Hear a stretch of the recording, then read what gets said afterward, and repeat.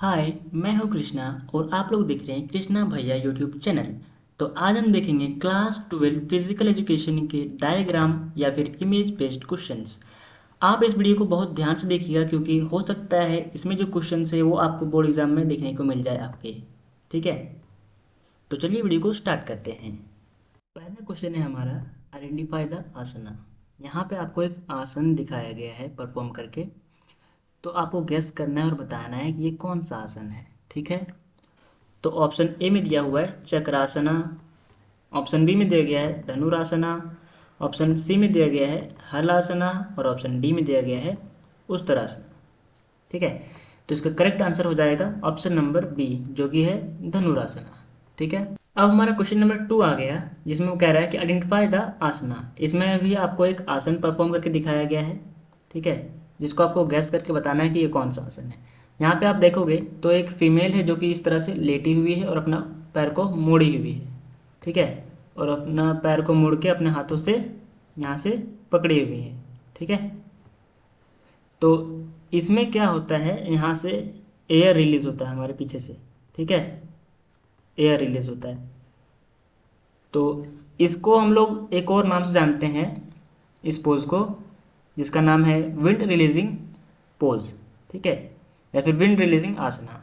ठीक है, तो चलिए ऑप्शन देखते हैं क्या क्या है। पहला ऑप्शन है पवन मुक्तासन, ऑप्शन बी है सुखासन, ऑप्शन सी है चक्रासन, ऑप्शन डी है गोमुखासन।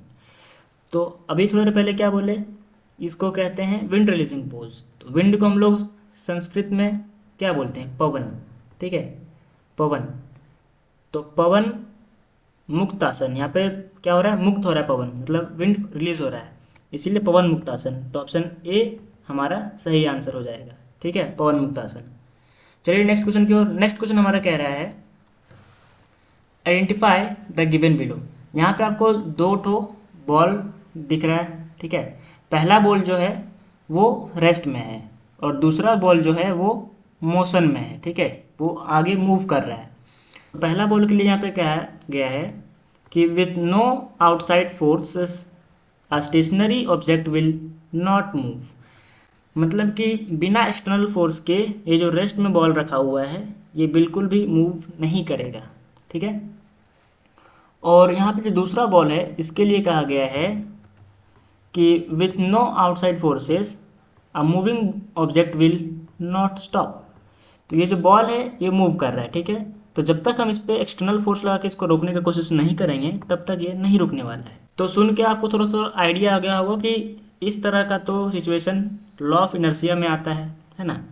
और लॉ ऑफ इनर्शिया को हम लोग एक और नाम से जानते हैं, वो यहाँ पे ऑप्शंस में दिया हुआ है, आपको बताना है कौन सा। ठीक है, पहला ऑप्शन है first law of motion, option B में है second law of motion, option C में है थर्ड लॉ ऑफ मोशन और ऑप्शन डी में है लॉ ऑफ इफेक्ट।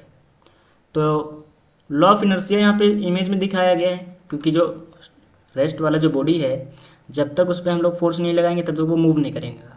ठीक है, या फिर जो बॉडी मूव कर रहा है वो जब तक उस पर हम लोग एक्सटर्नल फोर्स नहीं लगाएंगे तब तक वो रुकेगा नहीं। तो ये तो लॉ ऑफ इनर्शिया होता है, और लॉ ऑफ इनर्शिया को हम लोग कहते हैं फर्स्ट लॉ ऑफ मोशन। ठीक है, और फर्स्ट लॉ ऑफ मोशन हमारा ऑप्शन नंबर ए में है, तो ऑप्शन नंबर ए हमारा सही हो जाएगा।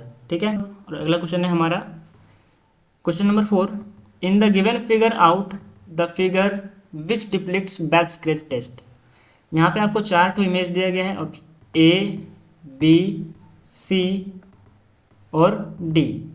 इसमें से आपको बताना है कौन सा जो इमेज है वो आपको बैक स्क्रैच टेस्ट दिखा रहा है और वो कौन सा ऑप्शन में है। ठीक है, तो इसका करेक्ट आंसर हो जाएगा ऑप्शन ए, जिसमें आपको ध्यान देने से आपको पता चल जाएगा कि यहाँ पे देखिए इसका दोनों हाथ पीछे की ओर है, दोनों को साइड पीछे से पकड़े हुए है इस इंसान ने। ठीक है, फोटो में, तो यहाँ पे इसी को बोलते हैं हम लोग बैक स्क्रैच टेस्ट। ठीक है, तो ऑप्शन ए हमारा सही आंसर हो जाएगा। क्वेश्चन नंबर 5 की ओर बढ़ते हैं। क्वेश्चन नंबर 5 है हमारा आइडेंटिफाई द पिक्चर बिलो। यहाँ पे एक ठो लिवर सिस्टम वाला क्वेश्चन देखने को आपको मिल गया। ठीक है, तो इसमें क्या है, फलक्रम हमारा सबसे किनारे में है और हमारा जो फोर्स जो हम लगा रहे हैं या फिर उसको बोलते हैं एफर्ट, तो ये हमारा लास्ट में है, दोनों साइड में है। ठीक है, एक साइड में हमारा आ गया एफर्ट आ गया और एक साइड में हमारा फलक्रम आ गया और बीच में जो है वो लोड दिया हुआ है। तो इस टाइप के लीवर सिस्टम को हम लोग कौन से क्लास में डिवाइड करते हैं वो आपको बताना है, ठीक है। तो ऑप्शन ए में दिया हुआ है third class lever system, option B में दिया गया है fourth class lever system, option C में दिया गया है फर्स्ट क्लास लीवर सिस्टम और ऑप्शन डी में दिया गया है सेकंड क्लास लीवर सिस्टम।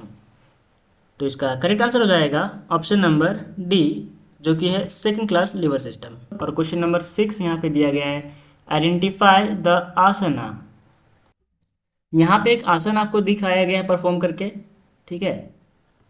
और अगर आप इसको ध्यान से देखोगे तो ये आपको कुछ मछली की तरह दिखेगा। ध्यान से देखिए यहाँ पे, ये एक मछली की तरह आपको दिख रहा होगा थोड़ा सा, ठीक है।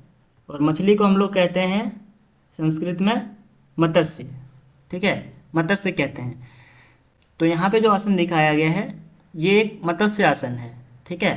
तो ऑप्शंस में देख लेते हैं कि कौन सा ऑप्शंस में मत्स्य आसन दिया हुआ है। तो ऑप्शन ए यहाँ पे देखिए दिया हुआ है ताड़ासन, ऑप्शन बी में दिया गया है मत्स्य आसन, तो हमारा मत्स्य आसन ही आंसर था, तो ऑप्शन बी हमारा करेक्ट हो जाएगा। तो करेक्ट आंसर हमारा ऑप्शन नंबर बी, जो कि है मत्स्य आसन, ठीक है। क्वेश्चन नंबर 7 हमारा है identify the pranayama is known for providing cooling effect to the body. मतलब कि हमारे शरीर को ठंडक पहुंचाने वाला प्राणायाम यहाँ पे दिखाया गया है इमेज में, इसका नाम क्या है वो आपको बताना है। तो इस इमेज को अगर आप ध्यान से देखोगे तो यहाँ पे आपको दिख रहा है कि ये जो फीमेल है जिसने इस आसन को किया हुआ है, उसने अपना जीभ को यहाँ पे बाहर की ओर निकाल के उसको थोड़ा सा कर्ल की हुई है, मतलब थोड़ा सा मोड़ के बाहर निकाली हुई है ना। फिर यहाँ से वो हवा अंदर की ओर ले रही है, ठीक है, अंदर की ओर हवा ले रहे हैं। तो यहाँ से जो हवा अंदर जा रहा है, यहाँ पे क्योंकि जगह तो बहुत कम है, छोटा सा छेद है, उससे तो हवा जब जाता है तो हवा ठंडा हो जाता है, ठीक है। इसीलिए इसको हम लोग कूलिंग इफेक्ट देने वाला प्राणायाम कहते हैं एक तरह से, ठीक है। ऑप्शंस देख लेते हैं क्या क्या है। ऑप्शन ए है भ्रमरी प्राणायाम, ऑप्शन बी है शीतली प्राणायाम, ऑप्शन सी है भास्त्रिका प्राणायाम और ऑप्शन डी है सूर्य भेदन प्राणायाम। तो कूलिंग, कूलिंग से आप पकड़ सकते हैं इसको क्या है, ठीक है। कूल मतलब होता है ठंडा, ठीक है, ठंडा होता है। तो शीतल का मतलब भी होता है ठंडा, ठीक है। तो कूलिंग और ठंडा दोनों मिल रहा है, शीतल और कूलिंग दोनों का मतलब सेम है, इसीलिए इसका आंसर हो जाएगा ऑप्शन नंबर बी, जो कि है शीतली प्राणायाम, ठीक है। बढ़ते हैं क्वेश्चन नंबर 8 की ओर। और क्वेश्चन नंबर 8 हमारा कह रहा है identify the picture given below. फिर से आपको यहाँ पे एक ठो दिख गया लीवर सिस्टम वाला इमेज बेस्ड क्वेश्चन।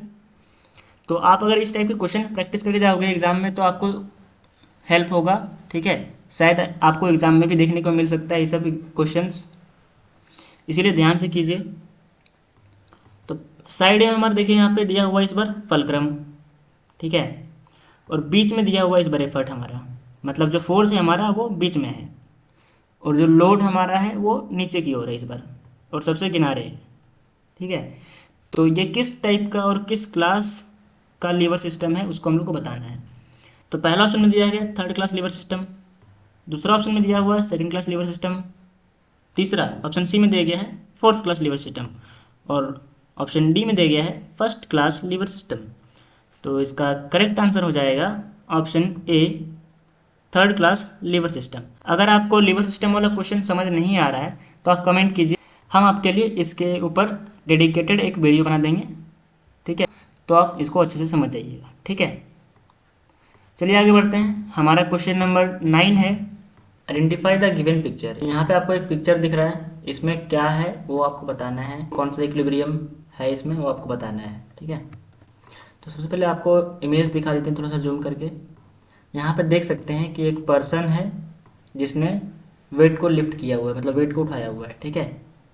तो इस वेट का और इस पर्सन का दोनों का जो ग्रेविटेशनल फोर्स है वो नीचे की ओर जाएगा, ठीक है।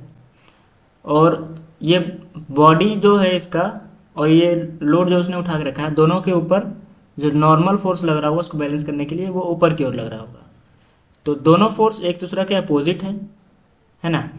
तो यहाँ पे एफ नेट जो हो जाएगा 0। तो ऑप्शंस देख लेते हैं। ऑप्शन ए में दिया हुआ है स्पोर्ट्स इक्विलिब्रियम, ऑप्शन बी में दिया हुआ है सिंपल इक्विलिब्रियम, ठीक है। और ऑप्शन सी में दिया हुआ है डायनेमिक इक्विलिब्रियम, और ऑप्शन डी में दिया हुआ है स्टैटिक इक्विलिब्रियम। तो इसका करेक्ट आंसर हो जाएगा स्टैटिक इक्विलिब्रियम। क्यों? क्योंकि जो बॉडी है ये खुद रेस्ट पर है, और स्टैटिक का मतलब भी रेस्ट होता है, ठीक है। और इस पे जो फोर्स लग रहा है, नेट फोर्स, वो जीरो लग रहा है। तो ये स्टैटिक मतलब रेस्ट वाला जो इक्विलिब्रियम होता है वो है, ठीक है। तो ऑप्शन डी हमारा करेक्ट आंसर हो जाएगा। और डायनेमिक नहीं हुआ क्योंकि डायनेमिक का मतलब ही मोशन होता है, तो यहाँ पे मोशन हो नहीं रहा, इसीलिए ये नहीं होगा, ठीक है। बढ़ते हैं नेक्स्ट क्वेश्चन की ओर। क्वेश्चन नंबर 10 हमारा कह रहा है among the given picture which one represents flat foot. यहाँ पे जो आपको इमेज दिख रहा है चार ठो, option A, option B, option C और ऑप्शन डी, ये चारों इमेज में से कौन सा इमेज फ्लैट फुट रिप्रेजेंट कर रहा है, ठीक है। तो ऑप्शन ए तो होगा नहीं क्योंकि इसमें आपको रीढ़ का हड्डी दिखाया गया है और फ्लैट फुट के बारे में बात हो रहा है, पैर के बारे में, ठीक है। तो ये तो होगा नहीं।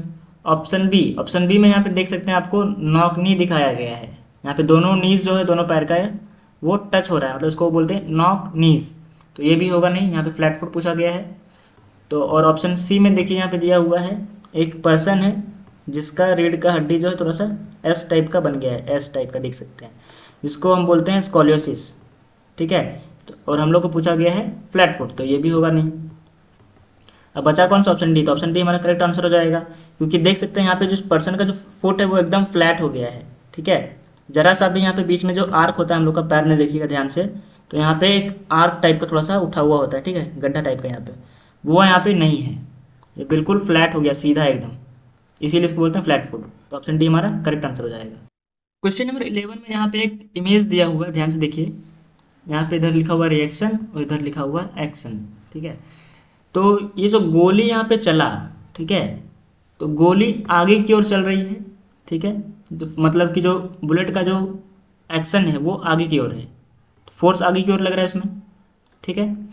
और बुलेट ने जो रिकॉइल किया पीछे की ओर जो फोर्स लगाया, ठीक है, उसको बोलते हैं रिएक्शन। तो रिएक्शन फोर्स जो है उसका जस्ट अपोजिट है। तो इस इमेज से आपको क्या पता चल रहा है कि ये जो आपको दिखाया गया है इमेज में, ये न्यूटन का थर्ड लॉ के बारे में बात कर रहा है।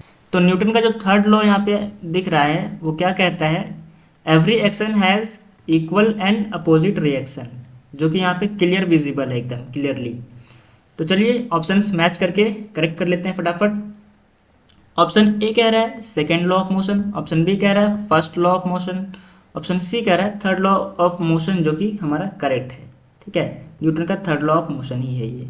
तो बढ़ते हैं नेक्स्ट क्वेश्चन की ओर। क्वेश्चन नंबर 12 कह रहा है आइडेंटिफाई द आसना। यहाँ पे आपको एक आसन परफॉर्म किया गया है, उसको आपको पहचानना है कौन सा है। तो ऑप्शन ए में दिया हुआ है भुजंगासना, ऑप्शन बी में दिया गया है मत्स्य आसना, ऑप्शन सी में दिया गया है उत्तान मंडूकासना, और ऑप्शन डी में दिया गया है गौमुखासना। तो इन चारों में से आपका कौन सा होगा वो आपको बताना है। तो इसका करेक्ट आंसर हो जाएगा ऑप्शन सी, उत्तान मंडूकासना। क्वेश्चन नंबर 13 कह रहा है आइडेंटिफाई द आसना। यहाँ पे आपको एक आसन दिखाया गया, दिखा देते हैं आपको, ये देखिए, ठीक है। इसको आपको गैस करके बताना है कि कौन सा है। ऑप्शन यहाँ पे दिया गया है चार ठो। तो पहला ऑप्शन में दिखा रहा है ऑप्शन ए में पश्चिमोत्तानासना, ऑप्शन बी में दिया है हल आसना, ऑप्शन सी में दिया है वज्रासना, ऑप्शन डी में दिया हुआ है धनुरासना। तो इसका करेक्ट आंसर हो जाएगा पश्चिमोत्तानासना, ठीक है, ऑप्शन ए पश्चिमोत्तानासना। क्योंकि ये आसन जो यहाँ पे दिखाया गया है इमेज में, ये पश्चिम की ओर फेस करके किया जाता है, इसीलिए इसको बोलते हैं पश्चिमोत्तानासना। तो हमारा क्वेश्चन नंबर 14 जो है वो कह रहा है identify the yoga asana below. यहाँ पे आपको एक आसन दिख रहा है, ठीक है, इसको आपको आइडेंटिफाई करना है कि ये कौन सा आसन परफॉर्म किया हुआ है यहाँ पे। तो चलिए इसका ऑप्शंस को देख लेते हैं, आप इमेज को ध्यान से देखिए, ठीक है। तो पहला ऑप्शन ए में दिया हुआ है उत्तान मंडूकासना, ऑप्शन बी में दिया हुआ है पश्चिम तानासना, ऑप्शन सी में दिया हुआ है धनु आसना, ऑप्शन डी में दिया हुआ है हल आसना। तो इसका करेक्ट आंसर हो जाएगा ऑप्शन सी धनुरासना। तो ये है हमारा last but not the least question number, जो कि है क्वेश्चन नंबर 15, आइडेंटिफाई द आसना। तो यहाँ पे जो आसन आपको दिख रहा है वो कौन सा है आपको बताना है। चलिए ऑप्शंस आपको बता देते हैं, ठीक है। पहला ऑप्शन है ऑप्शन 1 में ऑप्शन ए वक्रासना, ऑप्शन बी है गौमुखासना, ऑप्शन सी है शलभासना, ऑप्शन डी है ऊर्ध्व हतोत्थानासना। ठीक है, तो इसका करेक्ट आंसर हो जाएगा ऑप्शन नंबर ए, जो कि है वक्रासना। तो अभी हम लोगों ने देखा टॉप 15 फिजिकल एजुकेशन के इमेज या फिर डायग्राम बेस्ड क्वेश्चंस जो कि आपको एग्जाम में देखने को मिल सकते हैं। ठीक है, और अगर आपका सब्जेक्ट बायोलॉजी है तो बायोलॉजी के भी इंपॉर्टेंट क्वेश्चंस और इमेज बेस्ड क्वेश्चन आप देख सकते हैं। ठीक है, आपको मेरे चैनल में इंपॉर्टेंट क्वेश्चंस से रिलेटेड भी वीडियोस आपको आगे देखने को मिलेंगे, तो सब्सक्राइब कर लीजिए। तो मिलते हैं अगले वीडियो में।